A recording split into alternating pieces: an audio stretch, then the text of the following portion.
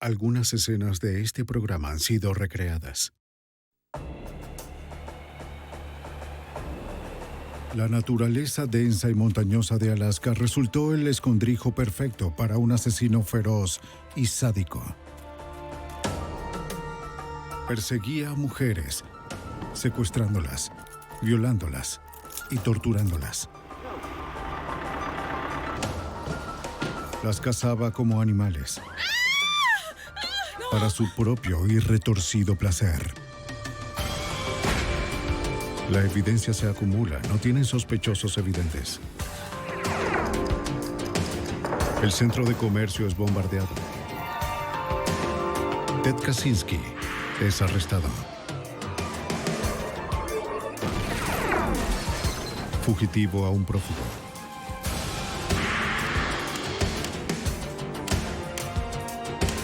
Los archivos del FBI.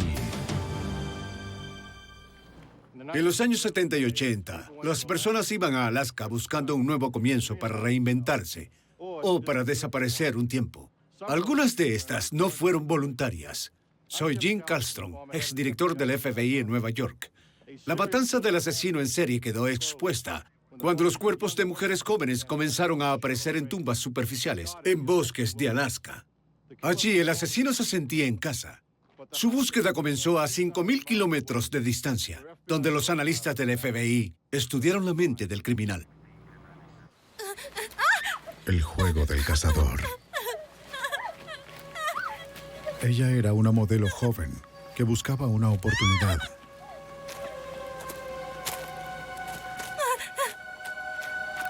Aceptó un trabajo con un hombre que afirmaba ser fotógrafo.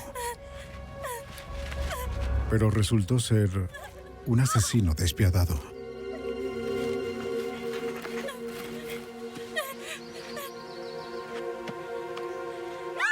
No fue su primera víctima. O la última.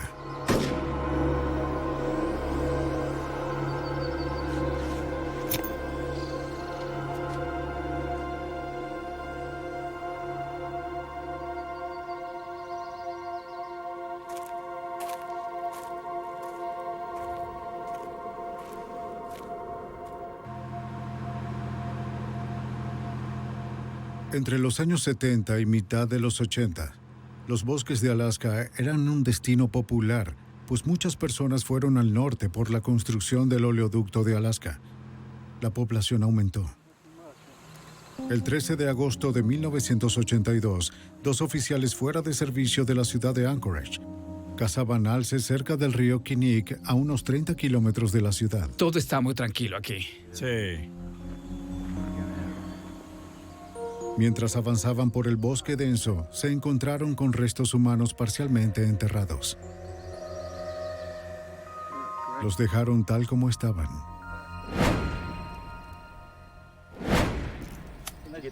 Al día siguiente, especialistas en escenas del crimen de la policía del estado de Alaska llegaron a la escena.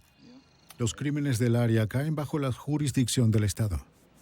Además de ropa y vendaje elástico, los agentes encontraron un cartucho calibre .223 en la tumba superficial. El cartucho está en la arena.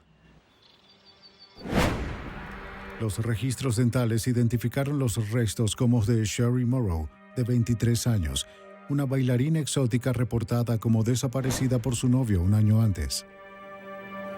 Los agentes lo llamaron para darle la noticia. Su vestimenta coincidía con la que reportó en su desaparición, pero su amuleto de la suerte, un collar de oro con dije en forma de flecha que nunca se quitaba, desapareció. Morrow quizás fue asesinada poco después de su desaparición, dándole al asesino más de un año para cubrir sus rastros. Encontrarlo sería casi imposible. En el año que siguió al descubrimiento del cuerpo de Sherry Morrow, más mujeres comenzaron a aparecer. La triste realidad es que encontrar cuerpos en los bosques de Alaska no es tan extraño. 2 o 3 veces al año, un alpinista novato o algún cazador puede perderse y sucumbir a la naturaleza. Pero una cantidad creciente de cadáveres significaba otra cosa. Durante la construcción de una carretera nueva el 2 de septiembre de 1983, un equipo desenterró restos de un esqueleto humano cerca de donde se encontró el cuerpo de Sherry Morrow un año antes. Los huesos llevaban un buen tiempo ahí. Hasta no hace mucho, esta área del río Kinnick era tan apartada que solo se podía llegar por bote o avioneta. Los restos fueron identificados como los de Paula Golding, de 17 años, una secretaria desempleada que se mudó a Alaska desde Hawái. Llevaba 5 meses desaparecida. Igual que Sherry Morrow, tomó el trabajo de bailarina exótica para ganarse la vida. E igualmente se encontró un cartucho calibre .223 en el lugar. Para el agente estatal de Alaska, Wayne Van Clausen, la conexión era aterradora. En ese momento, todo comenzó a volverse aterrador para todos porque el perfil era el mismo. Eran bailarinas exóticas de los clubes del centro.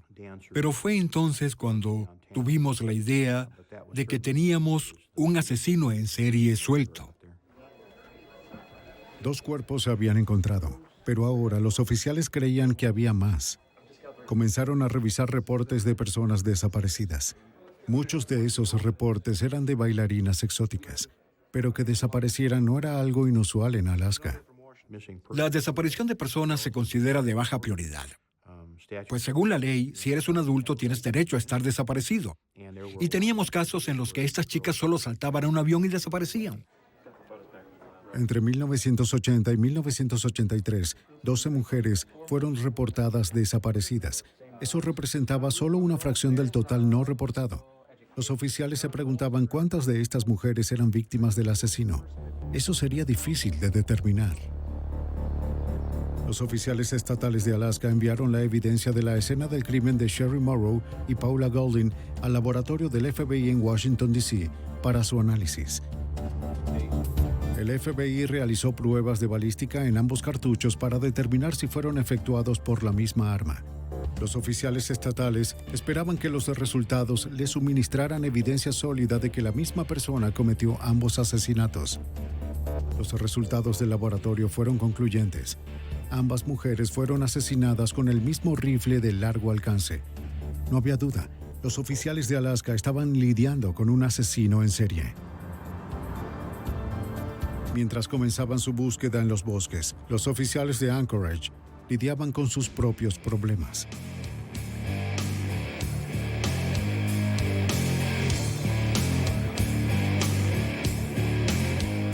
Cada ciudad tiene su lado oscuro, y Anchorage no es diferente.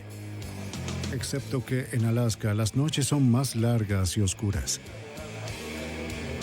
En los 70 y los 80, Anchorage era una ciudad fronteriza.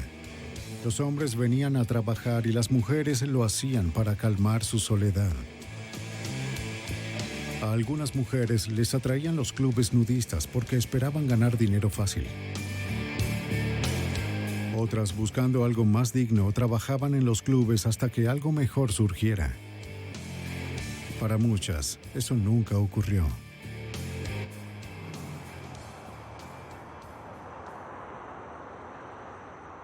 Y en las calles de la ciudad rondaba un acosador. Las escogía con cuidado. A sus víctimas casi no las echaba de menos, ya que en una ciudad conformada por forasteros resulta difícil establecer nexos.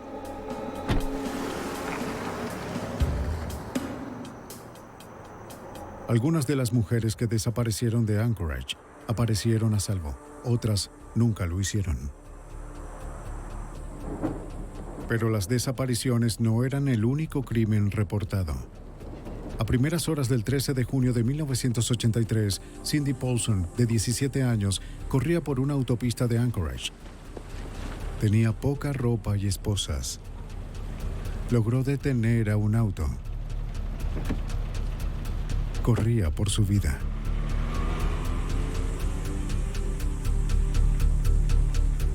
El conductor la dejó en su motel. El recepcionista llamó a la policía de Anchorage. Señorita Paulson. Un oficial le quitó las esposas y trató de calmarla. Permítame quitarle El oficial de la policía, Greg Baker, recuerda el incidente. La encontramos esposada y con poca ropa. Fue muy convincente. Estaba muy asustada, muy atemorizada. Y nos contó su historia. Paulson, que era prostituta, le dijo a Baker que resultó engañada la noche anterior. Lo describió como muy delgado, desaliñado, de 1,80 m de estatura, con lentes y tartamudo. Pensó que no parecía un tipo peligroso. Pero tan pronto se subió en su auto, la esposó y le colocó un revólver con mango de madera en su cabeza.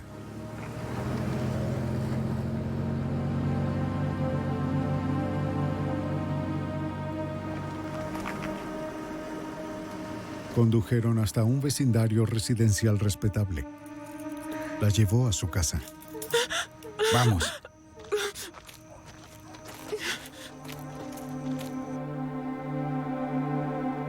El lugar estaba bien cuidado y lleno de trofeos de caza. Tenía una cadena colgando del techo de la sala. La encadenó y la desnudó.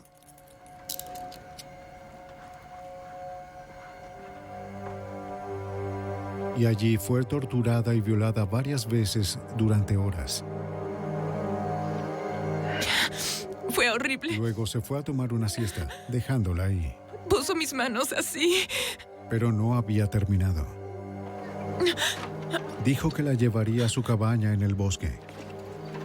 ¡No! Si trataba de llamar la atención de alguien, la mataría y también a esas personas. ¡Muévete! Le dijo que ya tenía su coartada preparada. ¡No, por favor! Sus amigos mentirían por él. Nadie creería su historia.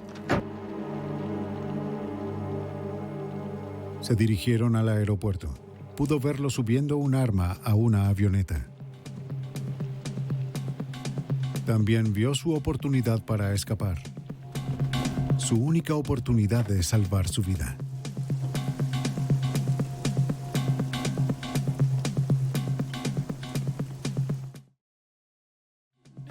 La historia sonaba aterradora, pero su terror genuino obligó al oficial Baker a investigar. Tenía una mujer inteligente, muy asustada, alegando haber sido secuestrada a punta de pistola, hecha prisionera en un lugar específico que ella indicó dónde se encontraba, sabía dónde quedaba.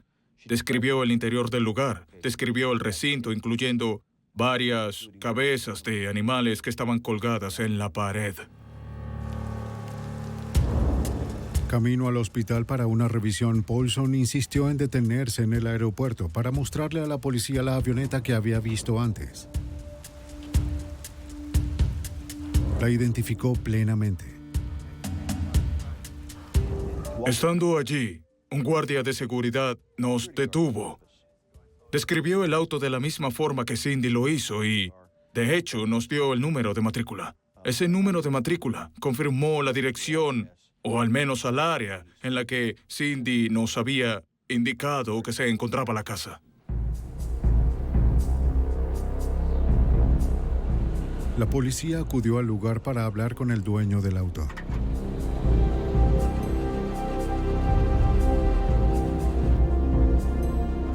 Llegaron minutos antes de que llegara a la casa, conduciendo el vehículo que Cindy Paulson describió. Hasta entonces, todo lo que Paulson había dicho coincidía, pero el sospechoso tenía una historia propia que contar. ¿Señor Hansen? ¿Señor? Según los registros de vehículos automotores, el auto en el que Cindy fue secuestrada pertenecía a Robert Hansen, un panadero de Anchorage. Hansen, quien encajaba con la descripción del hombre que Paulson suministró, respondió con calma las preguntas. Dijo que estuvo en la casa de un amigo desde las 5 de la tarde hasta las 11:30 de la noche, reparando un asiento de su avión. Seguidamente fue a casa de otro amigo y se quedó allí hasta las 5:30 de esa mañana. Después fue al aeropuerto e instaló el asiento. Hansen accedió a que la policía revisara su casa. De nuevo, la casa coincidía con la descripción de Paulson. Eso solo probó que había estado en la casa, no que Hansen la violó y torturó ahí. No encontraron evidencia alguna del hecho.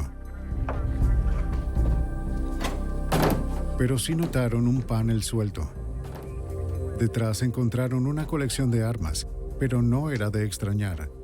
Hansen era un cazador entusiasta. Encontraron un revólver, pero no coincidía con el que Paulson había descrito. Ni el arma, la cadena o la manta en la que fue envuelta se encontraron en ninguna parte.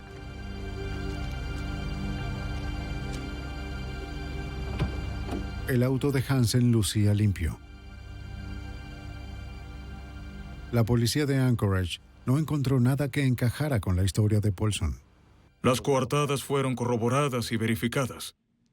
Y el señor Hansen fue liberado luego de la revisión de su casa.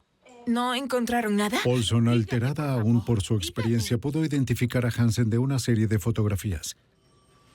Pero cuando se le dio la oportunidad de hacer la prueba de polígrafo, se rehusó. ¿Una prueba? Su profesión le creaba un recelo inherente hacia la policía, y a estos un recelo inherente hacia ella. No, no la haré. No creo que pueda. Sintió que nunca iba a ser tomada en serio. No creo que pueda hacerlo. Poco después se fue de la ciudad por un tiempo para tratar de dejar atrás esa pesadilla. Las autoridades de Anchorage también desestimaron el caso. Debido a que las coartadas fueron verificadas, a que tenían problemas con las continuas idas y venidas de Cindy Paulson. Y, por supuesto, por su estilo de vida, me enteré que el caso había sido suspendido por el Departamento de Policía de Anchorage. La policía no había reunido una evidencia sólida que conectara su historia con la de Robert Hansen.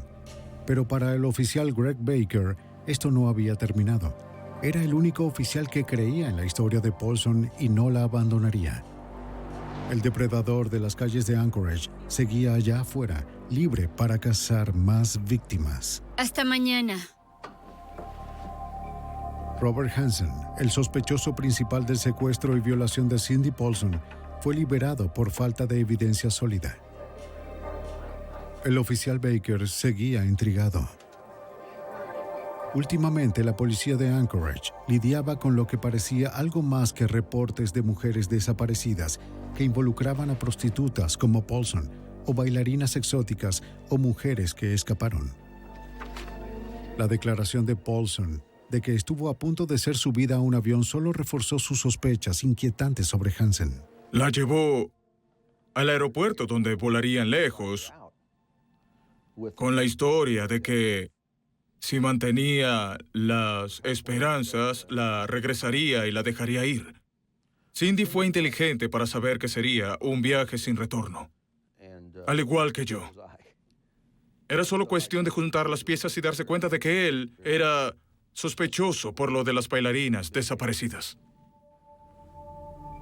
El supervisor de Baker suspendió la investigación sobre Robert Hansen, pero Baker no podía dejarlo así. La historia terrorífica de Cindy Paulson tenía muchos detalles como para no investigar.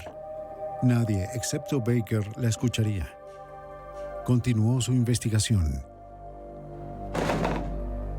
En la superficie, Baker no encontró nada en los registros de Hansen que levantara sospechas. Se mudó a Anchorage desde Iowa hacía 16 años y abrió una panadería. Fue un gran éxito. Tenía una esposa e hijos y, excepto por su tartamudeo, se adaptó muy bien. Cuando no estaba en la cocina, Hansen disfrutaba volar su pequeña avioneta, una Cup Piper Super Cup. Ya en tierra, se dirigía al bosque. Era un buen ciudadano, no encajaba en el perfil típico de asesino en serie. Existían muchos otros vagando por Alaska que encajaban con ese perfil. Ellos no tenían compañías, no tenían familias. Hansen sí. Tenía todo que perder. Frank Rothschild era fiscal asignado en el caso de Paulson. Bob el panadero. Los agentes y la policía solían ir a esta tienda de rosquillas todo el tiempo. Solía ser un lugar conocido, tenía una panadería y todos lo conocían. Era un sujeto agradable y trabajador. Sin conocer sobre la investigación que hacía el oficial Baker en Anchorage, los policías estatales seguían buscando a su asesino en serie. Seguían encontrándose cuerpos en los bosques de Alaska. Los agentes formaron un equipo de trabajo para estudiar las semejanzas entre las mujeres desaparecidas y las víctimas del asesino. Esperaban encontrar algún elemento común que los llevara a un sospechoso. Hasta que las autoridades supieran más, le informaron a las bailarinas y a las prostitutas que actuaran sobre seguro. Por primera vez, la policía y las prostitutas estaban del mismo lado. Según Rothschild, el objetivo era preservar la vida. El deber de las fuerzas policiales era y sigue siendo asesorar a estas mujeres que trabajan en algunos de esos clubes y también en las calles para que se cuiden y advertirles que había un sujeto maniático que secuestraba y mataba personas. Un poco más de investigación reveló que el historial criminal de Hansen era extenso. 12 años antes, en 1971, fue arrestado 2 veces por secuestro, violación y asalto con arma letal. Eran crímenes que reflejaban una inquietante semejanza con lo sufrido por Cindy Paulson. Baker no pudo suministrarle esa información a su supervisor. El caso de Paulson había sido suspendido de forma oficial y Baker así desafiaba a la autoridad. Eso lo dejó sin alternativas. En aquel momento reuní todos los informes y antecedentes que pude encontrar del señor Hansen y entonces se los llevé a los agentes. Oigan, miren lo que recibí. Cuando los agentes recibieron el expediente del oficial Baker, se sintieron optimistas. El testimonio de Paulson, junto con los registros policiales de Hansen de Anchorage, lo convirtieron en el sospechoso principal en el caso del Estado. La investigación de los agentes encajaba con la de Baker. Ambos estaban lidiando con el mismo psicópata. Robert Hansen se convirtió en su principal sospechoso. Creo que todos le prestaron mucha más atención porque al observarlo lucía como un verdadero sospechoso. Tenía amplios antecedentes criminales, incluyendo algunas agresiones sexuales. El único problema era la evidencia. Aun cuando Hansen era un violento agresor sexual, sus registros no lo señalaban como alguien capaz de cometer homicidio, y no existía alguna conexión que lo vinculara con Sherry Morrow, Paula Golding y las otras mujeres desaparecidas. En ese punto los agentes no tenían lo suficiente para una orden de registro. Solo sabían que 3 mujeres estaban muertas y 12 desaparecidas. Afuera acechaba un asesino en serie. Los agentes necesitaban atraparlo antes de que asesinara de nuevo. Necesitaban ayuda. Se trataba de un asesino múltiple. Y en Alaska no se tenía experiencia con esos casos. Y alguien intuyó que el FBI no solo tenía experiencia, sino que tenía una unidad diseñada específicamente para tratar de ayudar a descubrir quiénes eran estas personas. Para atrapar al asesino en su propia casa, los agentes pidieron ayuda a más de 4.500 kilómetros de distancia. Solo el FBI contaba con los recursos necesarios para entrar en la mente del asesino. Cuando los agentes estatales de Alaska determinaron que tenían a un asesino en serie en sus manos, se dieron cuenta de que no tenían la experiencia para detenerlo, pero conocían a alguien que sí. En Quantico, Virginia, se encuentra la Unidad de Apoyo Investigativo del FBI. Aquí los agentes intentan predecir patrones de conducta al analizar las acciones de un criminal. El agente retirado del FBI, John Douglas, ayudó a construir perfiles de comportamiento y aún trabaja como asesor. Sus perfiles se basan en 25 años de entrevistas con asesinos convictos, quienes le enseñaron a Douglas a pensar como ellos. Aprendió que los asesinos en serie actúan según sus fantasías de control y conquista. A medida que Douglas poco a poco gana su confianza, los lleva de regreso a la escena del crimen. Al final los haces hablar. Al principio te dan esa mirada misteriosa, regresan, vuelven a 10 años atrás, 20 años atrás, cuando cometieron el crimen y entonces fijan en ti esa mirada y sus recuerdos son tan precisos que la fantasía es lo que los hace seguir una y otra vez. Y les permite sobrevivir cuando están en prisión, así que tengo que aprovechar eso. Toma tiempo, pero una vez que estoy ahí, obtengo muy buena información. De estas entrevistas se extrajo una lista de rasgos y hábitos comunes de los asesinos en serie. Comienzan muy jóvenes con crímenes menores como piromanía o maltrato a animales. Con los años su violencia aumenta. Para cada caso nuevo, los analistas aportan su conocimiento de cómo evolucionan los asesinos. Para comprender al criminal, debes estudiar el crimen. Hay que ver si puedes obtener un análisis basado en los informes preliminares de la policía, fotos de la escena del crimen, el perfil de la víctima, los protocolos de las autopsias, revisarlo todo, revisar las fotos de la autopsia. Se realiza un análisis de todo el crimen, el nivel de riesgo que el sujeto tomó, el nivel de riesgo de la víctima, el análisis del área, quizás de la escena del crimen o tal vez de las múltiples escenas del crimen, y basado en eso, se intenta entonces obtener un tipo específico de perfil. Al examinar cada aspecto de un crimen no resuelto, un analista puede determinar características específicas del asesino, tales como edad, profesión y aspectos físicos. Los oficiales contactaron al FBI para ver si la agencia pudo realizar un análisis del asesino de Anchorage. Esperaban que el perfil afinara la investigación y aportara pistas que hubieran pasado por alto. Los oficiales le dieron al FBI lo que necesitaban para construir el perfil de conducta. Para un perfil acertado y preciso, solo necesitaban hechos por parte de los agentes, no análisis ni teorías. El oficial Wayne Van Clausen no quería perder tiempo.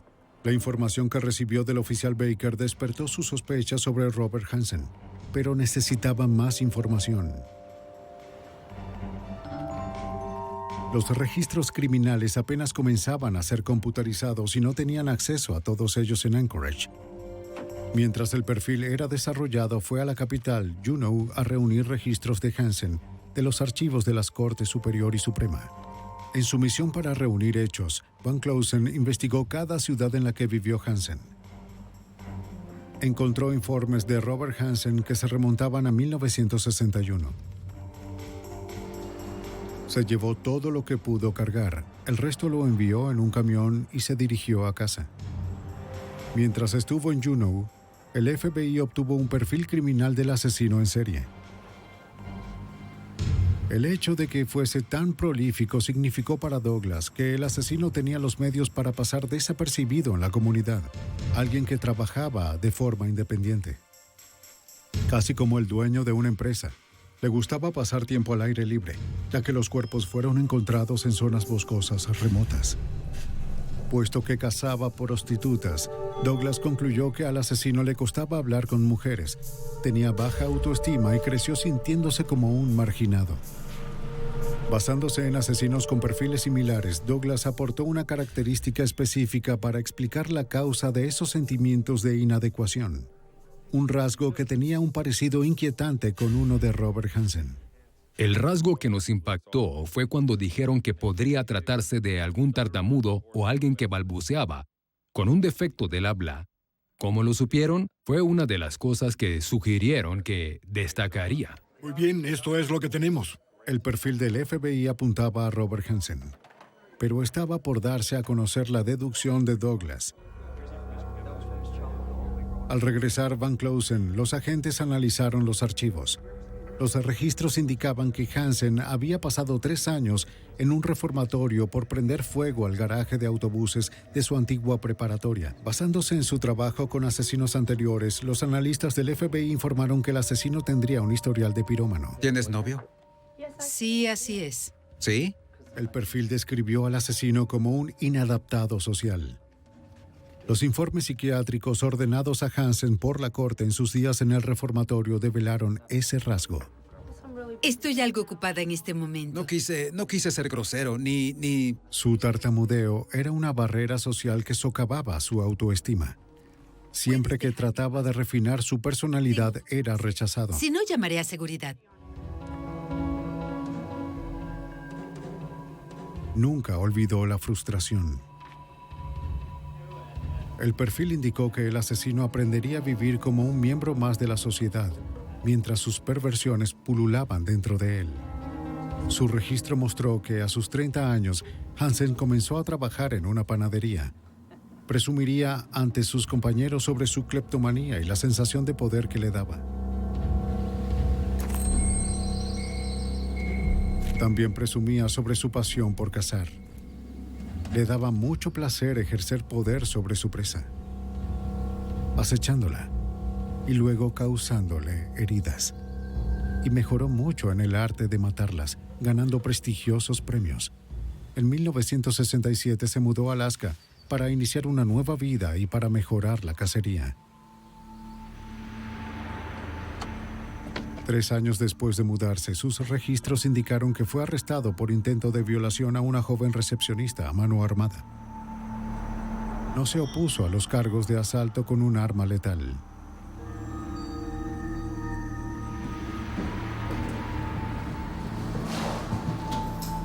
Poco más de un mes después, fue imputado por el intento de agresión a una mujer de 18 años que siguió a su casa. Este hombre se involucró en casos de robo apenas llegó a Alaska, en casos de secuestros, y le hicieron evaluaciones psiquiátricas que mostraban que era muy inestable, con toda clase de fantasías extrañas. Fiel al perfil, Hansen parecía un ciudadano respetable, por lo que los tribunales fueron indulgentes. En una oportunidad afirmó tener pérdidas de memoria y recibió tratamiento psiquiátrico y 5 años en un programa de inserción laboral. Secuestró a una de sus primeras víctimas fuera de una cafetería, la llevó a una cabaña en la naturaleza y la violó a mano armada. Ella tenía 17 años en ese momento. Por supuesto, me dijo que si llamaba a la policía me perseguiría y me mataría. Me dijo que era un hombre de negocios excepcional. Nunca mencionó mientras duró la violación, ni antes ni después de eso, que estaba casado, pero sí que era un hombre de negocios excepcional y que yo solo era una niña y nadie me creería. Y tuvo razón. Todo lo que los analistas dijeron del agresor de las matanzas en serie encajaban con el sospechoso Robert Hansen, un hombre de verdad peligroso que pasaba desapercibido dentro de la multitud. Mientras los policías se concentraban en Hansen, se dispersaron para buscar más víctimas en el área del río Kinnick, donde 3 cuerpos habían sido encontrados. Creían que las bailarinas que aún estaban desaparecidas podrían estar enterradas cerca de las otras tumbas, pero los agentes no encontraron nada. El área era muy grande y remota como para cubrirla por completo. A pesar del perfil tan convincente del FBI de los antecedentes policiales, los agentes no tenían nada tangible como para relacionar a Hansen con los asesinatos. Sus registros policiales eran muy antiguos y la evidencia muy circunstancial como para tener peso en el tribunal. Los investigadores esperaban que Cindy Paulson pudiera ayudar. Era la única víctima sobreviviente a la ola de asesinatos de Hansen. Tal vez podría recordar algo más de su experiencia. Paulson dio otra declaración, pero esta vez pudo identificar una de las armas que Hansen tenía en su posesión. Aparte de Paulson, Hansen no había sido implicado en una violación o secuestro por más de 10 años. Pero con la esperanza de fortalecer su caso y establecer un patrón de conducta, los investigadores buscaron otra víctima de Hansen de años anteriores, cuya experiencia coincidiera con la de Paulson. Aunque esta primera víctima ya no viviera en el área, los agentes la rastrearon y le pidieron su ayuda. Recibí una llamada de Alaska preguntando si me gustaría colaborar con la sentencia del señor Hansen. Me dijeron que había asesinado, hasta donde sabían, a 7 mujeres. Y me explicaron que la última víctima se escapó. Aceptó testificar cuando fuese el momento, pero los agentes aún tenían un caso débil. Aunque los agentes estaban seguros que iban por el camino correcto, no tenían suficiente para probar que Hansen era un asesino en serie. De acuerdo al oficial de Anchorage, Greg Baker, Hansen sabía que las autoridades tramaban algo. Una mañana estaba conduciendo y necesitaba comprar unas rosquillas para el turno. El señor Hansen estaba ahí. Estaba parado en una ventana y decoraba pasteles, cupcakes y galletas. Y recuerdo observarlo y me mantuvo la mirada y se podía notar que estaba nervioso. Continuó colocándose glaseado en el pulgar y eso me gustó. Lo que haremos será Aunque los investigadores tenían a Hansen en la mira, aún carecían de evidencia para relacionarlo de forma directa con los crímenes. Pero como Hansen encajaba tanto con el perfil, Douglas voló a Alaska para revisar el caso e informar a los agentes y al fiscal Frank Rothschild sobre cómo proceder con este sospechoso. Douglas creía que Hansen era el asesino en serie. El cazador ahora era la presa. Así que la misión era ofrecerles un buen análisis. ¿Tenía él la capacidad de cometer un crimen así? La respuesta era sí. Creía en la prostituta y creía que era capaz de cometer esos crímenes. La idea de Douglas era llevar a Hansen para interrogarlo, mientras que al mismo tiempo revisaban su hogar. Para obtener una orden, los investigadores necesitaban enumerar artículos que creían estaban en la casa. Sabían que tenían que buscar el arma que Cindy Paulson describió y la que disparó las balas encontradas en las tumbas de Sherry Morrow y Paula Golding. No era suficiente. Necesitaban algo más, algo que probara la culpabilidad de Hansen, de forma contundente. Le preguntaron a Douglas si había algo más que pudiera incluir en la orden. Sí, uno de los descubrimientos es que estábamos lidiando con un asesino en serie, y los asesinos en serie inician con una fantasía. Y una de las cosas que mantiene en marcha la fantasía luego del crimen, cuando salen en la noche buscando víctimas, es que toman una especie de recuerdo. Lo llamamos regalos o trofeos, algo que pertenezca a la víctima. Douglas ayudó a los fiscales a escribir la declaración, basado en la probabilidad de encontrar recuerdos de los mencionados en el perfil. Muy bien, anoté 2. Cualquier cosa, desde una joya de la víctima hasta una licencia de conducir. Muy bien, sí. Pero un perfil de conducta Sí, nunca está antes bien. había sido usado como la base de una orden de registro en los Estados Unidos. Rothschild sabía que necesitaba respaldarlo con más información convencional. Era obvio que el departamento fiscal quería que la orden de registro fuese a prueba de balas. Querían que fuese completa y positivamente segura, sin ningún error. Sabían que se trataba de un caso grande. Lo último que querían era que algo saliera mal con la orden de registro y tuvieran que descartar la evidencia.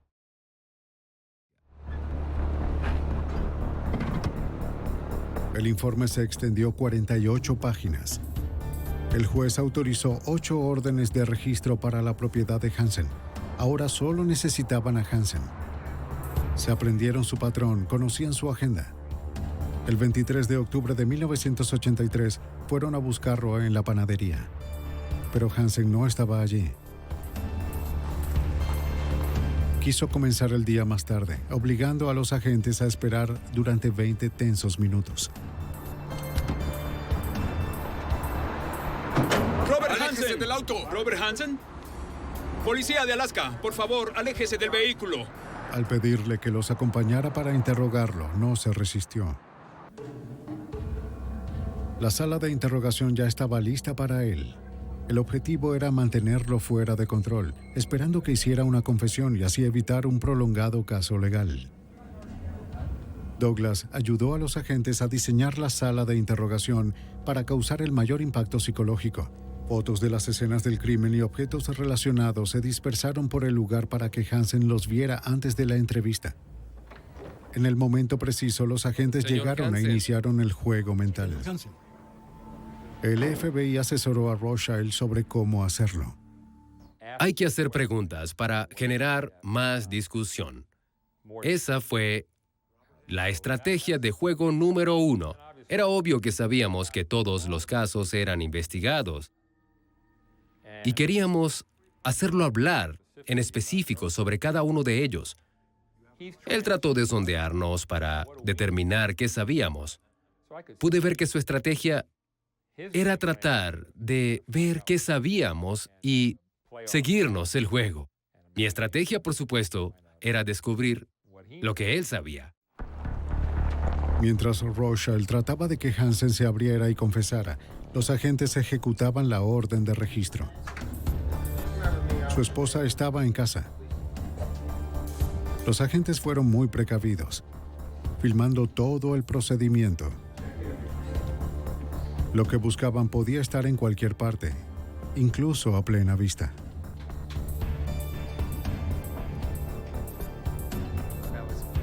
Hansen sabía que los agentes habían accedido a sus registros policiales y psicológicos. No les dio a las autoridades nada que no supieran ya. Habló sobre su infancia dolorosa, su estricta familia, su ira. Admitió recoger a bailarinas y prostitutas a principios de los 70 y lo mucho que le enfurecía que trataran de aumentar sus tarifas, pero negó amenazar a ninguna de ellas. No admitió nada. Mientras Hansen contaba su historia y su casa era revisada a fondo, otros agentes se dirigieron a su panadería y al aeropuerto para revisar su avión. Ambos lugares estaban limpios. La casa fue el punto principal de la investigación. El registro cuidadoso de la habitación en la segunda planta produjo un descubrimiento curioso e inquietante. Un mapa aéreo de la región marcado con 37X. Parecían estar apiñadas, sobre todo cerca del área donde se encontraron los cuerpos. Pero había docenas de marcas más que de cuerpos, al menos hasta el momento. Los investigadores siguieron hasta el ático. Bajo el material aislante, los agentes hallaron armas.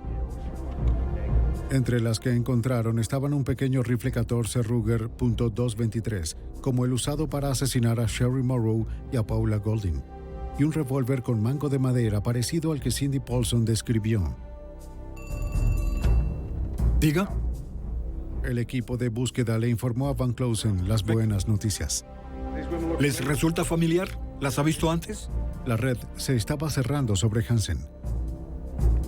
Y él lo sabía, pero no estaba listo para hablar aún. El interrogatorio continuó por horas. No parecía probable alguna confesión. Yo nunca la he visto. Mientras los agentes recolectaban evidencia, el caso se esclarecía más. Una amiga y vecina de Hansen se acercó, curiosa por lo que sucedía. Estaba asombrada por las noticias. Luego hizo una confesión que destruyó la última parte de la historia de Hansen. Les contó a los agentes que su esposo apoyó a Hansen con su coartada, la noche del secuestro de Cindy Paulson. Mintió para proteger a su amigo sin caer en cuenta de lo grave que eran los cargos en su contra. El esposo llamó después a la policía y se retractó de su declaración. La coartada de Hansen se evaporó. A medida que la búsqueda continuaba, los agentes encontraron la evidencia más incriminatoria hasta ese momento. Una evidencia que Douglas sabía que debía estar por ahí en alguna parte. Encontraron el collar de Sherry Morrow y otras pertenencias de las mujeres asesinadas o desaparecidas. Habían encontrado el alijo de trofeos de Hansen. Los investigadores llamaron a la estación. A pesar de que tenían a Hansen donde querían, seguía sin confesar. Pero tenían lo suficiente para encerrarlo por el caso de Cindy Paulson. La fianza se fijó en $5,000. Ahora los investigadores tenían tiempo para armar el caso en contra de Hansen como un asesino en serie. Llamaron a la víctima anterior para ver si aún quería cooperar. En ese momento ellos pensaron que había asesinado a 11 mujeres, que si seguía interesada en ser testigo, pero sentían que en verdad me necesitaban porque él no había confesado. ¿Hay noticias? 3 puntos en el mapa encontrado en su habitación coincidían con las ubicaciones de los cuerpos encontrados por los agentes. Otra X marcaba la ubicación de un cuerpo encontrado por la policía de Swart años antes. Se presumió que las X restantes señalaban las tumbas de más víctimas, docenas de ellas. Observar el mapa, sin duda, era escalofriante. Porque creíamos en el mapa. El mapa era un conteo de cuerpos. Él mantuvo el rastro. No tenía recortes de prensa. Él tenía el mapa. Cuando los agentes pensaron que tenían suficiente para condenar a Hansen por al menos 4 asesinatos, lo confrontaron a él y a su abogado con la evidencia. Hansen no pudo refutarlo. No tenía dónde esconderse.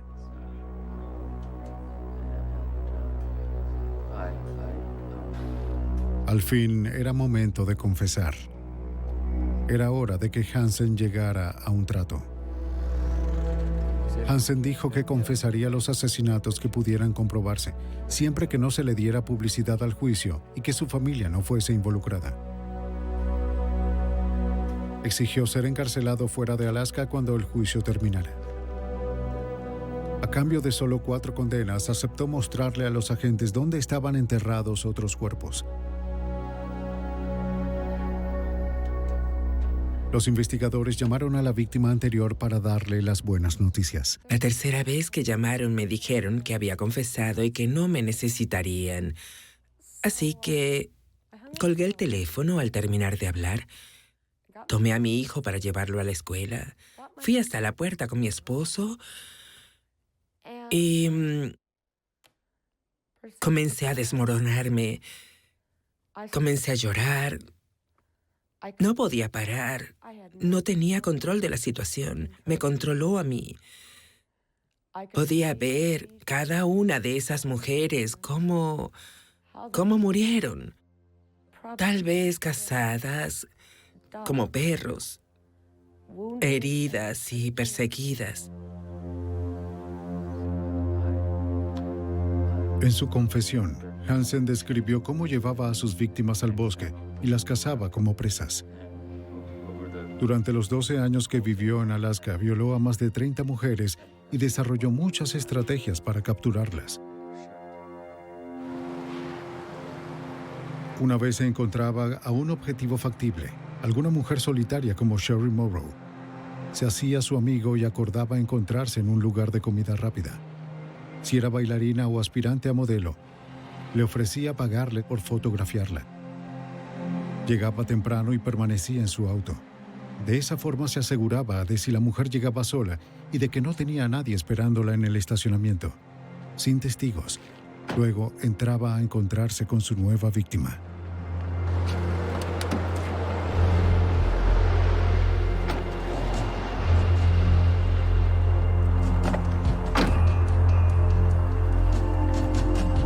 Una mitad de las esposas ya estaba sujeta al asiento. Hansen, de forma muy rápida, colocaba la otra mitad en la muñeca de la víctima, mientras sacaba su arma al instante y la apuntaba. Luego las llevaba a su casa o a un motel lejano para violarlas y torturarlas. Después les vendaba los ojos y conducía o volaba hacia las afueras de la ciudad, hasta llegar a un lugar apartado, su terreno de caza. Su costumbre era jugar con su presa antes de matarlas.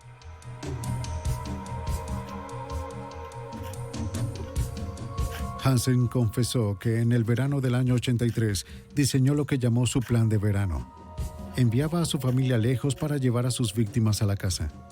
Una vez que terminaba con ellas, se deshacía de ellas en la naturaleza. Cierra la 26. El 27 de febrero de 1984, Robert Hansen fue condenado por asesinar a 4 mujeres y sentenciado a 461 años de cadena perpetua sin libertad condicional.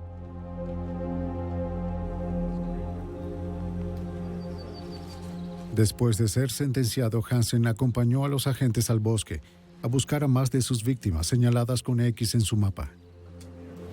Se encontraron un total de 8 víctimas. Algunos lugares del mapa no se exploraron. Los osos escarbaron en los demás, esparciendo los restos. Los investigadores nunca sabrán cuántas de las 37X representaban alguna de las víctimas de Hansen. Según John Douglas, el mapa tal vez mostraba una pequeña parte de su terreno de caza. Asesinos como Hansen podrán entrar en contacto con muchas mujeres, pero la fantasía lo es todo. Quizás no les guste la forma en que la persona habla o cómo se viste, su estilo, y tomarán una decisión. ¿Esta persona vivirá o esta de acá morirá? Creo que estaba involucrado en más casos y aún creo en la posibilidad de que una de las razones que lo llevó a ir a Alaska fue para escapar de los homicidios que cometió en el año 48. En los Estados Unidos se estima que de 35 a 50 asesinos en serie se activan en determinado momento. La creación de perfiles ha facilitado su detección y captura. Cada vez que alguno es capturado, los investigadores aprenden más sobre sus motivaciones retorcidas, lo que facilita capturar al próximo. Han sido recreadas. Biloxi, Mississippi. Un pueblo sureño tranquilo con un foco de corrupción abrasador. En 1987, su secreto emerge con violencia. 76. Dejando a 2 ciudadanos prominentes muertos, a la vez que pone al descubierto una gran conspiración. La evidencia se acumula, no tienen sospechosos evidentes. El centro de comercio es bombardeado. Ted Kaczynski es arrestado. Fugitivo a un prófugo.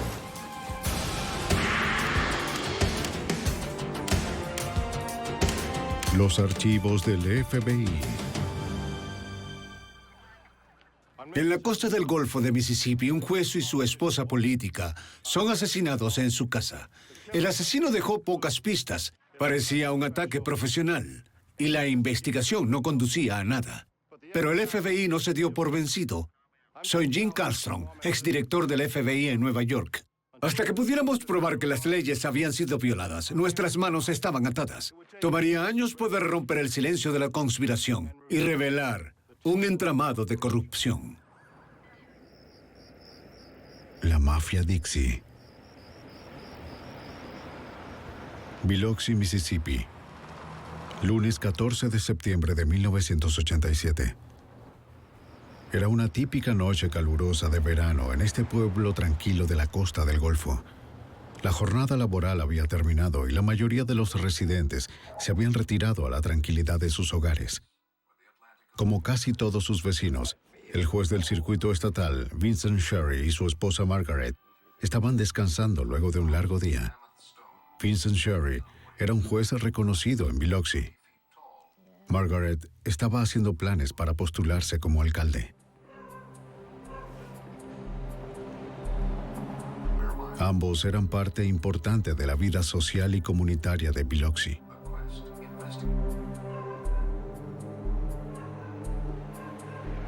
Era una pareja feliz que había criado a 3 hijos ya crecidos. Planeaban visitar a su hija fuera del estado en la mañana. Su vida de pareja parecía ideal. Se estaban preparando para dormir cuando un visitante inesperado se apareció en la puerta. ¿Qué está haciendo aquí? ¿Qué está buscando? ¡Váyase! Y le puso fin a su mundo perfecto.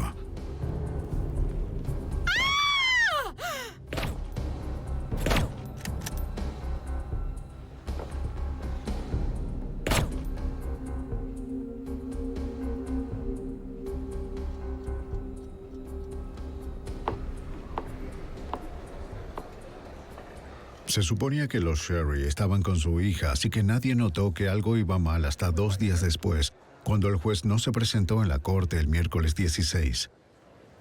Lo siento, no podemos hacer nada, solo esperemos.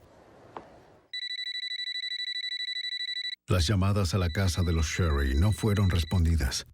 Disculpe, no podemos atender su llamada, pero deje su mensaje después del tono.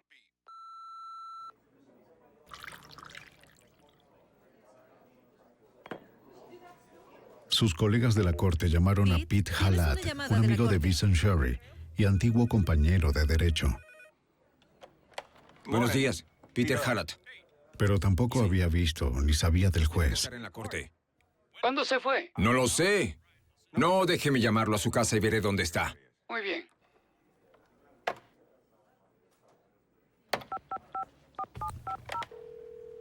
Luego de dejar un mensaje preocupado en la contestadora de Sherry, Halat pensó que sería mejor ir a ver a su amigo. Juez Speed, te buscan en la corte. ¿Está todo bien? De salida le pidió a su socio Charles Legier que lo acompañara. Oye, Charlie, voy a salir y necesito algo de ayuda, así que vamos. Está bien. Te llamo en un rato. Está bien. Adiós. Si vamos juntos, los dos podremos. Mientras conducían, Legir trató de charlar. Jalad parecía distante, quizás preocupado por el juez.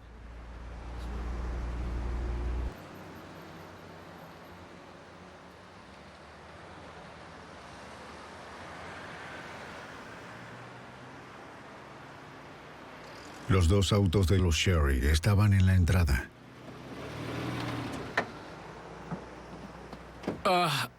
El auto está aquí. Oh, el auto está acá. Pero debería estar en la corte. Jalad le pidió a Legir que fuera a la casa mientras le preguntaba a un vecino si había visto a la pareja.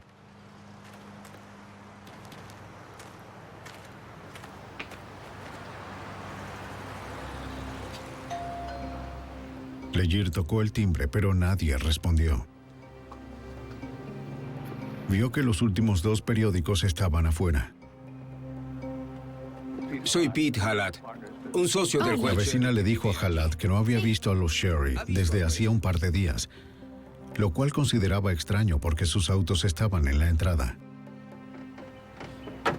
Cuando Legir trató de abrir la puerta de los Sherry, esta no tenía puesto el seguro. Algo no andaba bien. Pete.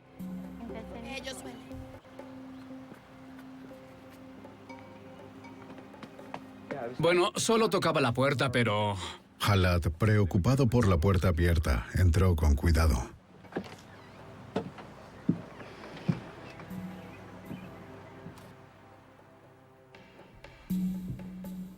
A pocos pasos hizo un descubrimiento horrible.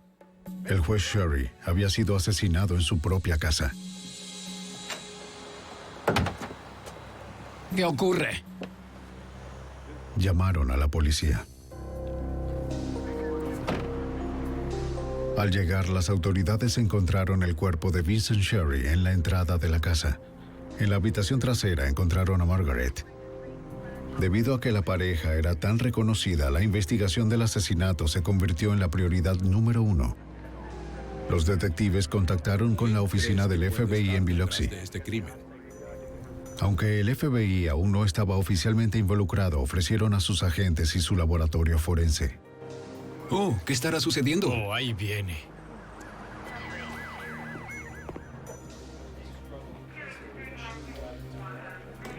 Adentro, la policía comenzó a inspeccionar la escena del crimen buscando pistas.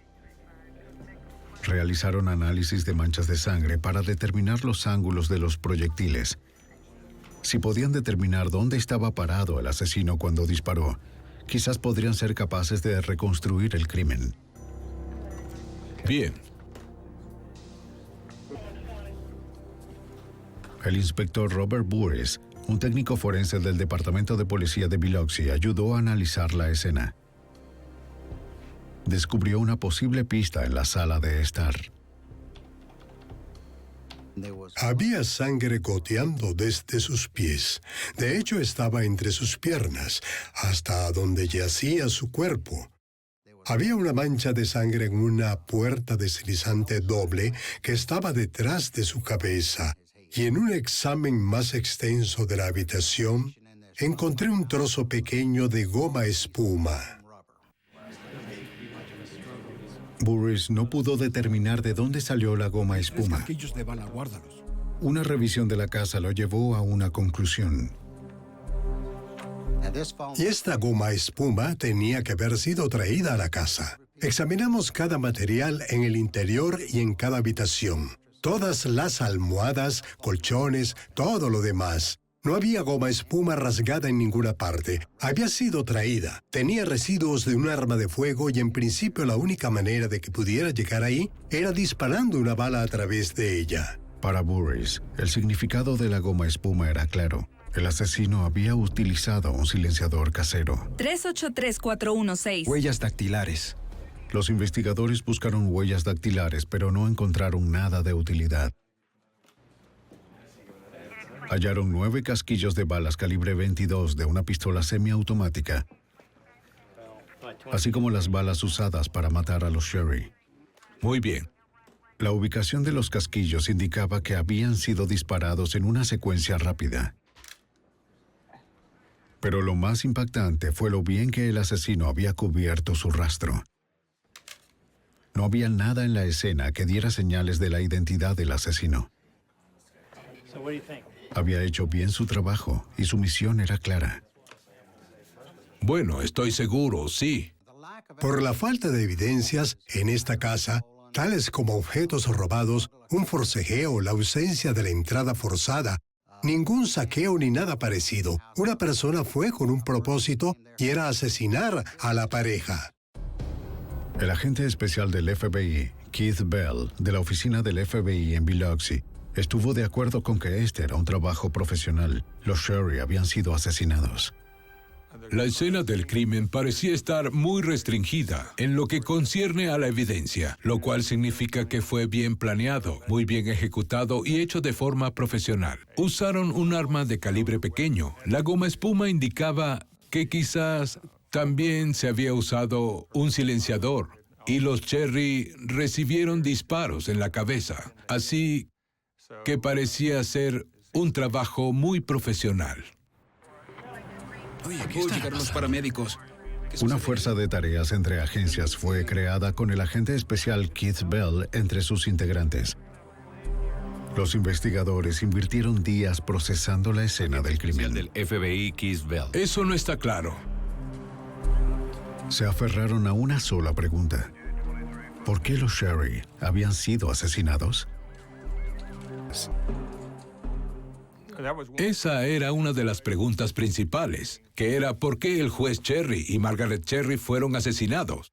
Porque era bastante obvio que podían matar al juez durante sus caminatas por el vecindario, en la mañana o en la tarde. Así que era un verdadero misterio el por qué Margaret también era víctima. Los investigadores sospechaban que la respuesta podría estar en la controversia por el futuro de Biloxi.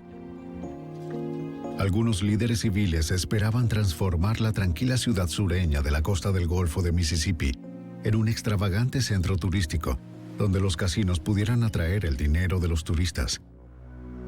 Pero con clubes nocturnos ya establecidos, Margaret Cherry consideraba que los encantos de la ciudad de Biloxi estaban amenazados y los casinos atraerían una facción criminal. Como candidata a alcalde, había hecho enemigos políticos poderosos al tratar de mantener alejadas las apuestas. El agente Bell se preguntaba si Margaret fue asesinada para acallar sus protestas.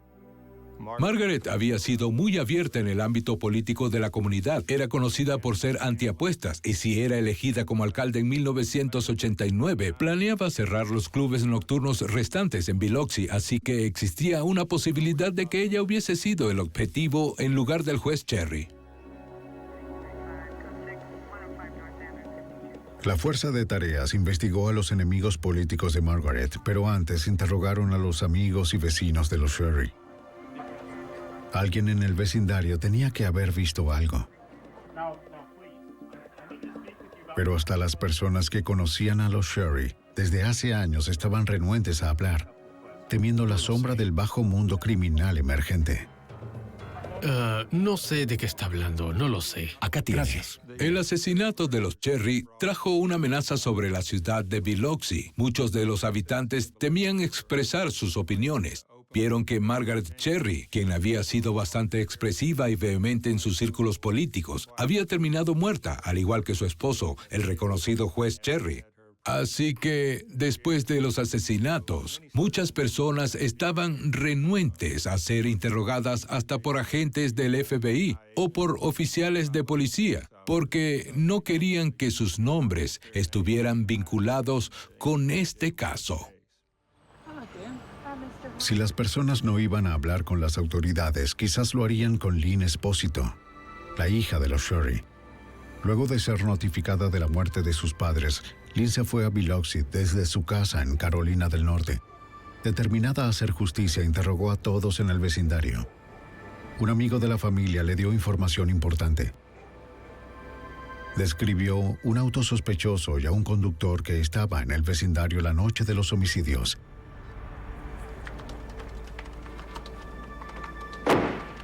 Ella le avisó a la policía. Identificaron a un sujeto sospechoso que fue visto mientras conducía un Ford Fairmont frente a la casa de los Cherry, la noche del lunes 14 de septiembre de 1987.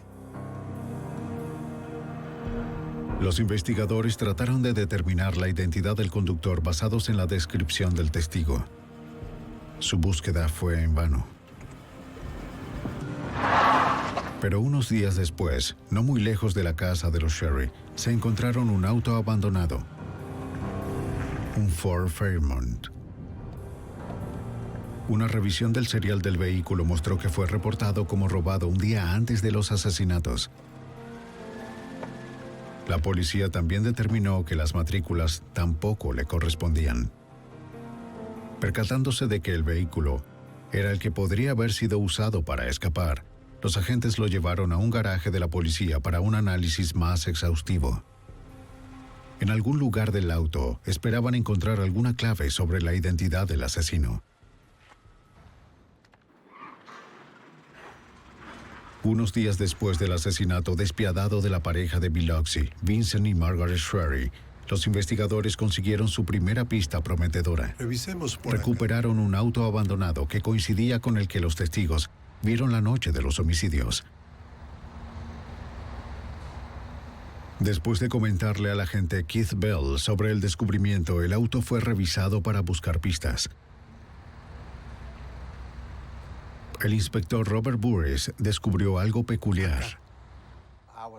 Estaba revisando el vehículo y una de las cosas que noté fue que faltaba la luz del techo y tampoco tenía bombilla. En otras palabras, si abrías a la puerta no tenías luz.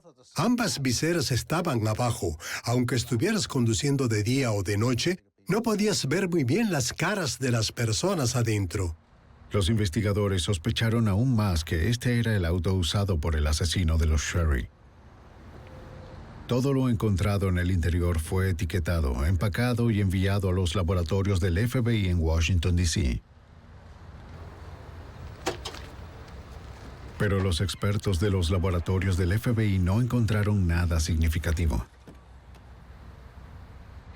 Luego de su llegada, el agente Bell examinó la matrícula con mayor detenimiento. ¿Cómo estás? ¿Todo bien? Descubrió que tenía su propia historia que contar. Hemos revisado aquí. Muy bien. Se determinó que la matrícula había sido robada de un auto abandonado en 1984, 3 años antes de que ocurrieran los asesinatos. Alguien se había llevado la matrícula, probablemente ese año. La tuvo guardada. Y después, cuando este gran crimen iba a ocurrir, la sacaron, por decirlo de alguna manera. Sin otra evidencia sólida, los investigadores esperaban que seguir el rastro de la matrícula robada pudiera guiarlos al asesino. Fue rastreada hasta un complejo de apartamentos donde el auto original fue abandonado 3 años antes. El administrador del complejo fue contactado y este les dijo que antes de remolcar el auto, llamó a un amigo para que lo desmantelara.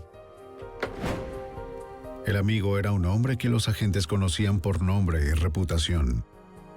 El cerrajero de Biloxi, Lenny Sweatman, fue la última persona vista cerca del auto. Sweatman pertenecía a un grupo apenas organizado de criminales que el FBI estaba investigando en relación con otro caso. El grupo era conocido como la Mafia Dixie. El agente del FBI, Keith Bell, había vinculado el auto utilizado en el asesinato de los Cherry con Lenny Sweatman. Ahora Bell se preguntaba si la Mafia Dixie estaba vinculada al asesinato de los Cherry. Si Sweatman había formado parte de ello, Bell creía que otros miembros de la Mafia Dixie no podían estar muy lejos. Comenzó a investigar a los socios de Sweatman.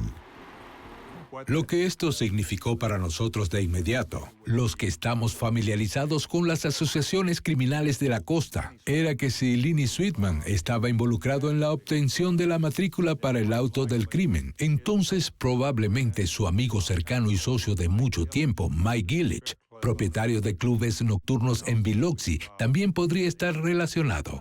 Lo siento, a veces yo Tómate solo, una ¿sabes? cerveza. Gracias, bien. Gillespie, quien era dueño de 3 clubes nocturnos en Biloxi, era bien conocido por las autoridades locales. Estaba bajo investigación del FBI por el vínculo con una operación de la mafia Dixie, conocida como la estafa de los corazones solitarios. Todo saldrá bien. Pero el agente especial Bell necesitaba un enlace que conectara las 2 investigaciones. Comenzó por familiarizarse con la estafa. Era dirigida desde la prisión Angola en Luisiana por un hombre llamado Kersey Nix, el cabecilla encarcelado de la mafia Dixie. No primer mes. Nix publicaba anuncios en revistas de homosexuales pidiendo dinero para ayudar a hombres gay ficticios con problemas legales. Por medio de la estafa, Nix esperaba generar suficiente dinero para solucionar sus propios problemas legales. Estaba condenado a una sentencia de por vida por asesinato. Desde su celda de Angola, coordinaba a los que hemos referido como la estafa homosexual, la cual generaba cientos de miles de dólares provenientes de individuos de todo el país, así como de algunas personas en Canadá. Con este dinero, pretendía comprar su salida o intentar librarse de su sentencia de la prisión en Luisiana. Creyendo que ayudaban a hombres homosexuales a salir de problemas legales, las personas que leían los anuncios transferían o enviaban dinero por correspondencia a un Western Union cercano. Nix entonces llamaba a su contacto afuera, Mike Gillespie, Sí, te veré luego. quien enviaba a su recaudador para recibir el dinero. Sí, igualmente. Cuídate. Gillespie se aseguraba de que los fondos de la estafa fuesen distribuidos a los miembros de la mafia Dixie y luego fuera resguardado por Kersey Nix. Sí. En los meses siguientes, los investigadores encontraron más evidencia en la estafa de los corazones solitarios, pero aún no había un vínculo directo entre estos conspiradores y los asesinos de los Sherry. A un año de la investigación, el caso de homicidio amenazó con detenerse. Ajá. Adelante. Después de un periodo de 16 meses, la hija de los Sherry, Lynn Esposito, se frustraba cada vez más. Me dijiste por teléfono lo que viste.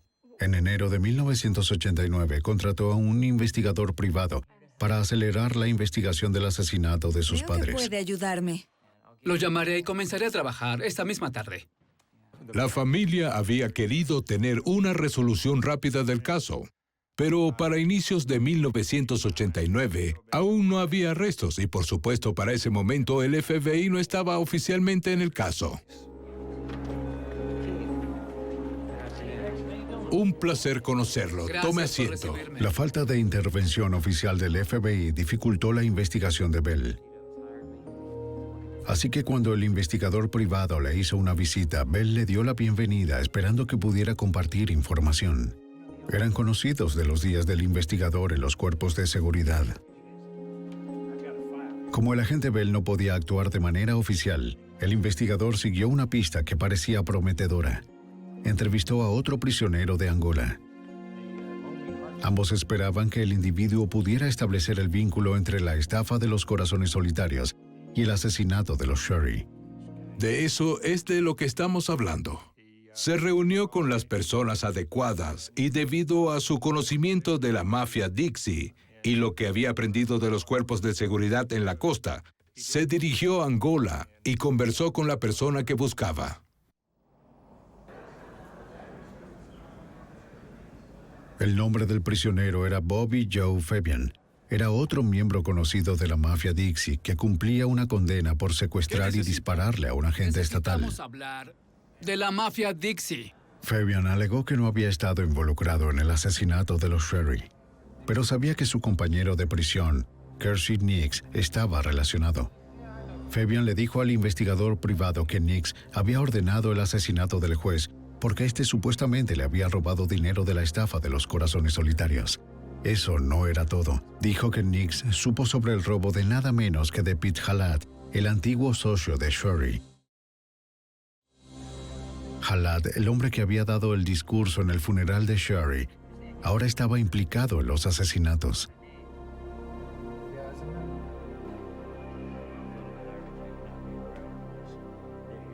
Halat representaba a Nix en asuntos legales de manera oficial, pero Fabian dijo que el papel de Halat en la estafa era criminal, no legal. Halat era una de las personas que recibía dinero de Nix por la custodia, a través del recaudador Mike Gillich. No olvides recoger el dinero. Y la otra parte. Y los lazos entre los criminales y el abogado eran profundos. La novia y cómplice de Kersey Nix, Larray Sharp, trabajaba en la oficina de Halat. ¿Ves? Mira eso. Fabian dijo que ella y Pete resguardaban el dinero de la estafa en una caja de seguridad para Kersey. Y además mencionó que el monto había alcanzado los 6 dígitos. Gracias a Fabian, el vínculo entre los asesinos y la estafa de los corazones solitarios había sido establecido. Cherry. Y Fabian no solo les había dado a los investigadores un posible motivo para los asesinatos, también suministró el nombre del supuesto asesino a sueldo. Un ex convicto llamado John Ransom, quien se creía que vivía en Georgia. Pero rastrear a Ransom tomaría tiempo. Cada vez que los cuerpos de seguridad se reunían y hablaban sobre miembros infames de la mafia Dixie, el nombre de John Ransom salía pronto a relucir en la conversación. Era un supuesto sicario de la mafia Dixie. En agosto de 1989, 2 años después del asesinato de los Sherry, el agente Bell ahora tenía suficiente evidencia para justificar una investigación del FBI sobre los asesinatos. Junto a la hija de los Sherry, Lynn Spósito, se dirigió al fiscal de los Estados Unidos y al FBI con una exigencia para abrir oficialmente el caso. Con la vinculación de la estafa con los asesinatos, supimos que teníamos algunas violaciones federales. Teníamos un fraude por transferencias, un fraude de correo y quizás teníamos un asesino a sueldo viajando desde Georgia a Mississippi para matar a los Cherry. Se decidió abrir una investigación oficial del FBI y nos unimos a las autoridades locales en el caso. Sí. Gracias por elegirme como el alcalde de esta ciudad. Para entonces, sin embargo, el sospechoso Pete Halat, antiguo socio del juez Sherry, había sido elegido alcalde de Biloxi. Con un sospechoso en tal posición, los investigadores encontraron nuevos obstáculos. Se los prometo.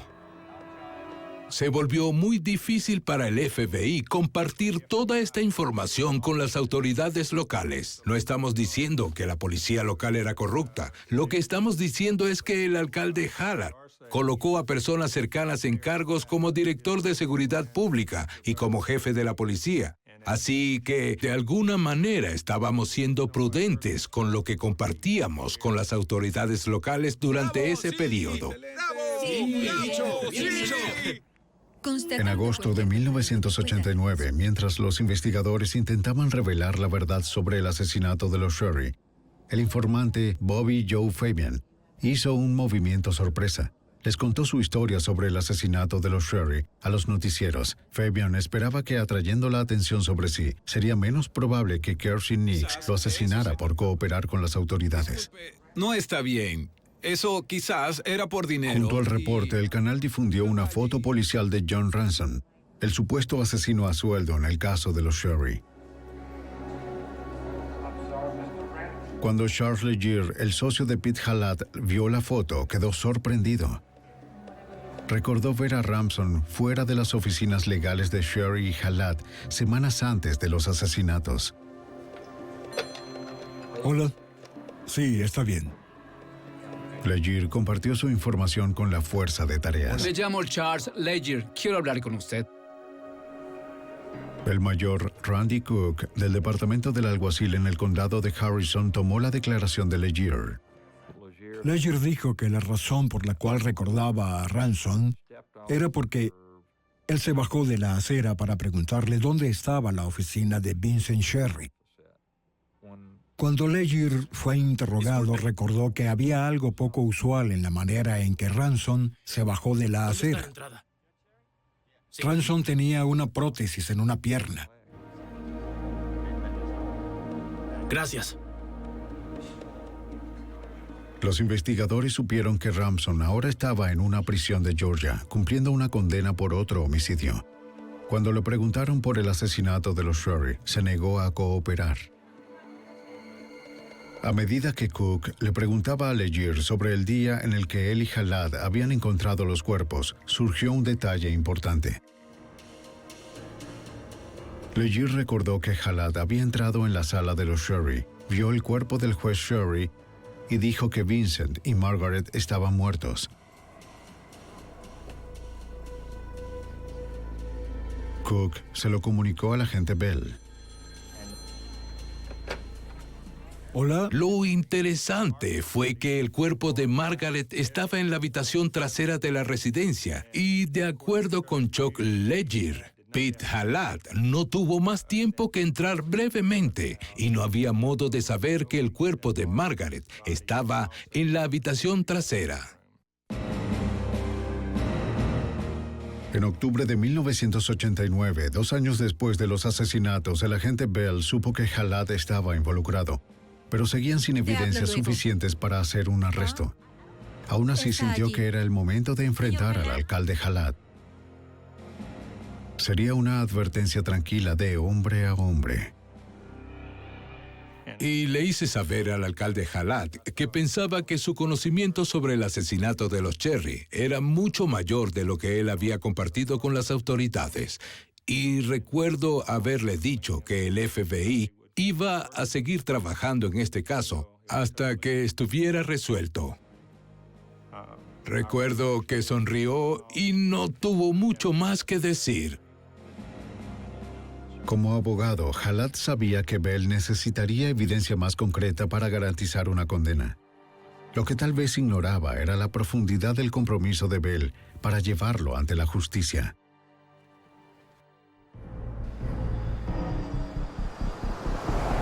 Tres años habían pasado desde que el juez Vincent Sherry y su esposa Margaret fueron asesinados en su casa de Biloxi, Mississippi.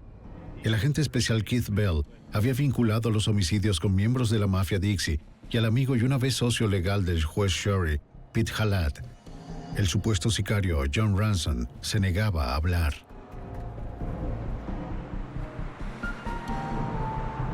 En enero de 1990, el agente Bell y el mayor Randy Cook, del Departamento del Alguacil del Condado de Harrison, se dirigieron a la Penitenciaría Federal de Atlanta para interrogar a otro posible cómplice.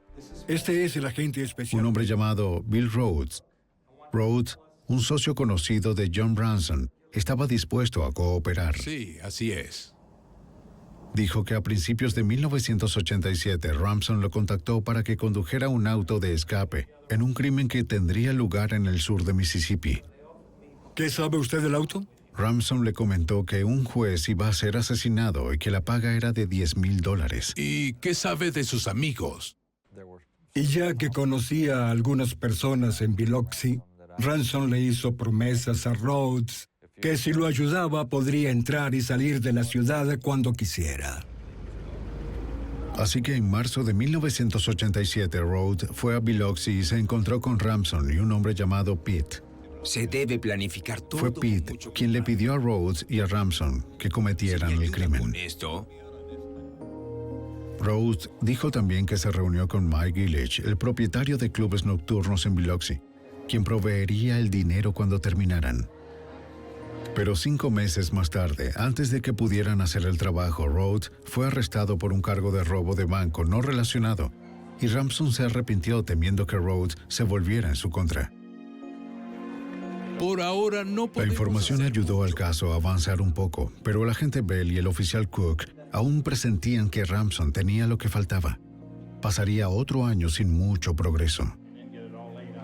Es todo lo que tenemos. Sé que nos podrías ayudar porque alguien te mencionó. A finales de 1990, los investigadores regresaron al Instituto Correccional de Bostic, en Georgia, donde Ransom estaba cumpliendo su condena.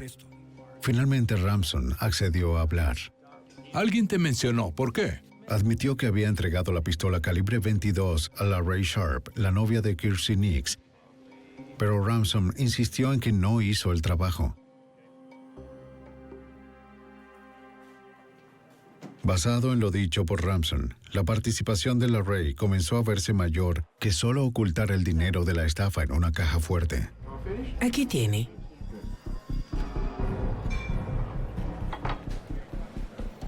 Por medio de su contacto con Sharp, Nix supo que la investigación se estaba intensificando. Le preocupaba que su novia pudiera hablar, así que trató de solucionar el problema contratando a alguien para que acabara con ella.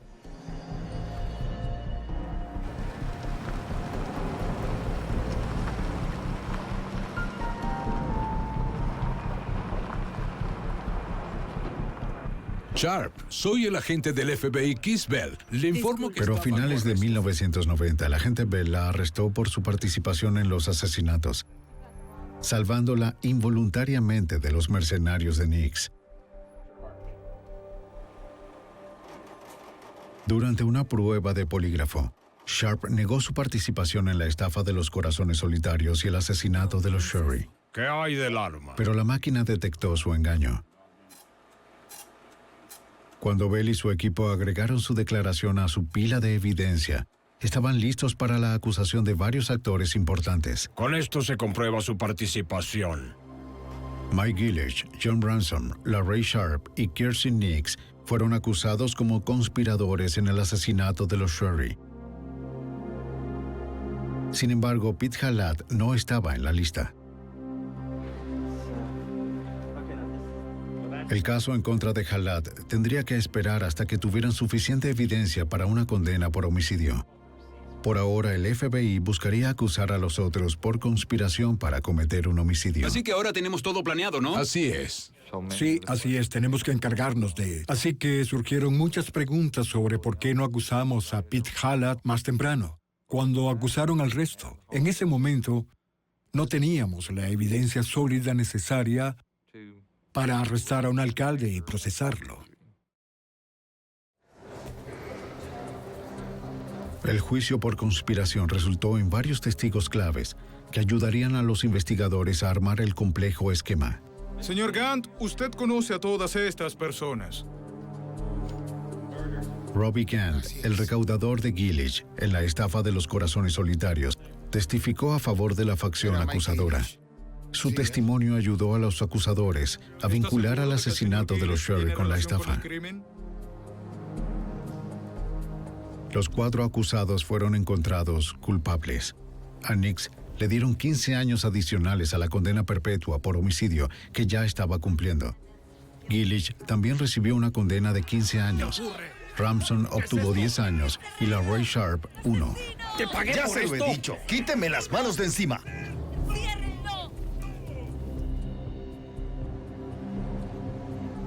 Con estos conspiradores tras las rejas y con la estafa de los corazones solitarios desmantelada, Bell pasó a su siguiente objetivo. Decidimos no terminar la investigación luego de las condenas iniciales de 1991, porque para ese momento no habíamos probado quién había asesinado a los Cherry. Y además, Pete Halat no había sido acusado o condenado para entonces, y todos pensamos que Pete Halat había tenido un papel importante en la trama de esta estafa y del asesinato. Así que estábamos determinados a continuar la investigación para ver si conseguíamos suficiente evidencia para acusar y condenar al señor Halat y al asesino. A finales de julio de 1992, el agente Bell consiguió la pista que estaba buscando. Luego del juicio por conspiración, Mike Gillich estaba desesperado por salir de prisión. Contactó a uno de sus socios en Biloxi y le pidió que se dirigiera a Robbie Gant con una oferta. Muy bien, lo que tú digas, está bien. Gant se lo comentó al agente Bell. Y el socio le ofreció a Robbie Gant $20,000 si Gant se retractaba de su testimonio y firmaba una declaración jurada falsa diciendo que había sido amenazado por mí para testificar en contra de Gillich, testificando falsamente en contra de Gillich.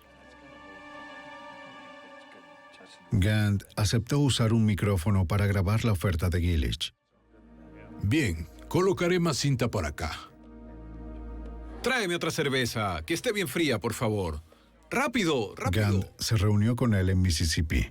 Esta vez la grabadora de Gant estaba funcionando cuando el socio de Gillich repitió el soborno. Gant aceptó como le había indicado Bell. Aquí aclararé todo.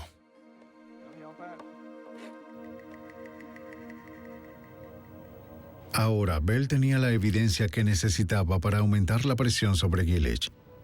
El hombre que podría contar la historia desde adentro. No hay problema. Así está bien. Muy bien, sí.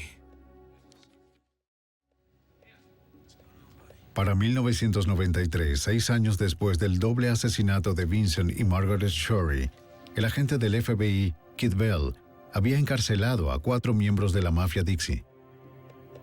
Pero aún no tenía la acusación formal por homicidio en contra de aquellos involucrados. Y el alcalde Pete Hallatt, el presunto autor intelectual, seguía libre. Y dirigiendo la ciudad de Biloxi. Permítame. De hecho, un año antes, el alcalde Hallatt había dado construcción al primer gran casino de la ciudad. Para nuestra ciudad y nuestra gente. Así es. La prensa aún acosaba a Hallatt por su participación en el asesinato de los Sheriff, pero se mantenía firme sobre su inocencia. No diré nada. Bell continuó trabajando en su plan. Usó el soborno que Robert Gant había grabado para agregar otro cargo en contra de Mike Gillich, ya encarcelado. Como usted diga, haré lo que sea. Ahora Bell acusó a Gillich por sobornar y manipular un testigo, es decir, Gant. Usted diga Y eso dio resultado. Y lo haré. Sin lugar a dudas, el punto de inflexión más importante fue en octubre de 1993, cuando Mike Gillich decidió cooperar y contar la historia de este caso desde la perspectiva de un infiltrado. Y eso fue lo que nos permitió darle una conclusión a esta investigación. Luego de años de arduo trabajo que Bell había empleado en el caso, era un momento satisfactorio. Por fin parecía que su paciencia e ingenio daban frutos. Gillich no deseaba pasar más tiempo encarcelado. La presión implacable de Bell lo había persuadido de hacer un trato antes de que comenzara el juicio por soborno. El miembro de la mafia Dixie les habló de lo que sabía de los asesinatos. Buenas tardes, señor Gillich, abogado. Ahora quizás Bell podría conseguir las acusaciones que tanto había esperado.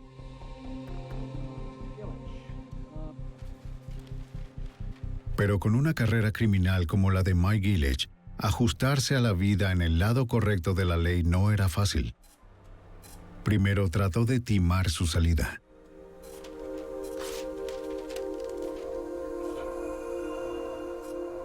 Por supuesto, siempre toma algo de tiempo, un periodo de semanas, para desarrollar cierto grado de confianza y ser capaz de comunicarse con alguien así quien por primera vez había decidido dejar su carrera como criminal y comenzar a cooperar con el FBI.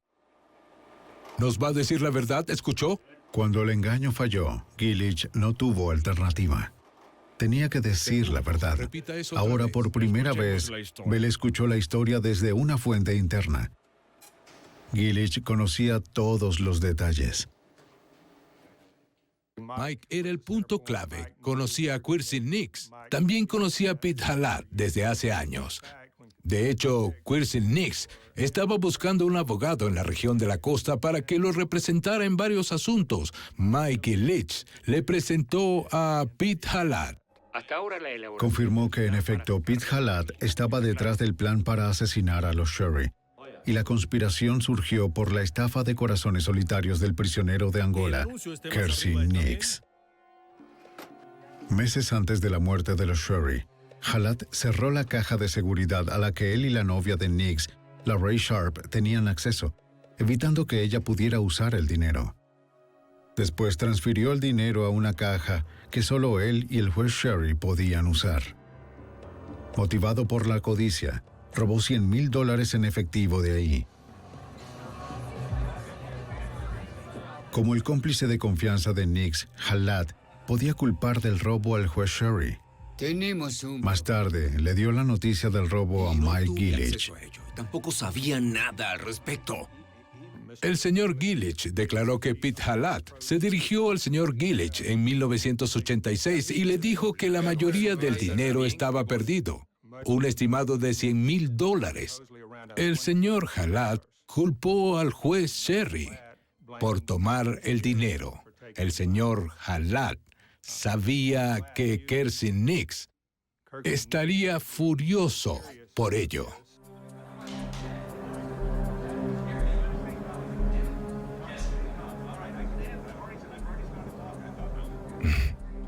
Entonces, ¿qué le hacemos? ¡Muerto! ¡Quiero matar a ese hombre! ¡Demonios! Me encargaré de ello. Está hecho. No pienses en ello. Muerto. No se sabe quién ordenó la muerte de Margaret, pero como una feroz oponente de la corrupción, suponía una amenaza para las fuerzas del mundo criminal que esperaba controlar Biloxi. Con Margaret muerta, Halat tendría libertad para mandar en el pueblo. Seguro que lo voy a hacer.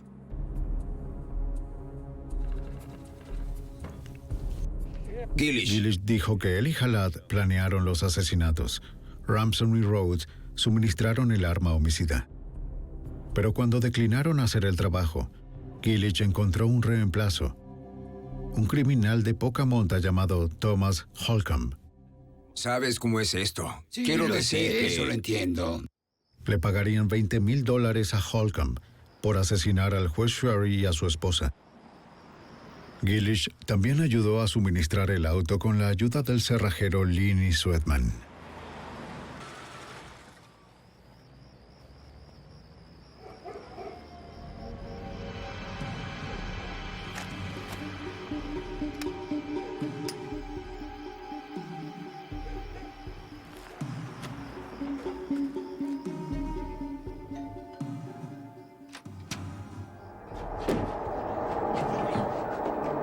¿Qué está haciendo aquí?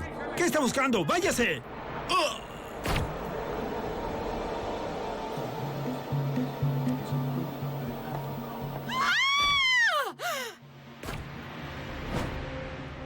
En octubre de 1996, agentes arrestaron al asesino a sueldo Thomas Holcomb en Texas por asesinato.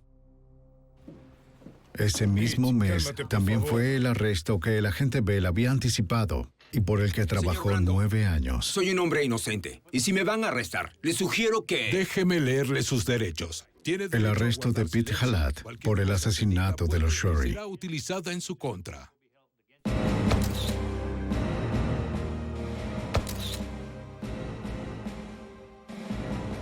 Kersey Nix y LaRae Sharp fueron acusados de 52 cargos, incluyendo fraude, lavado de dinero y asesinato.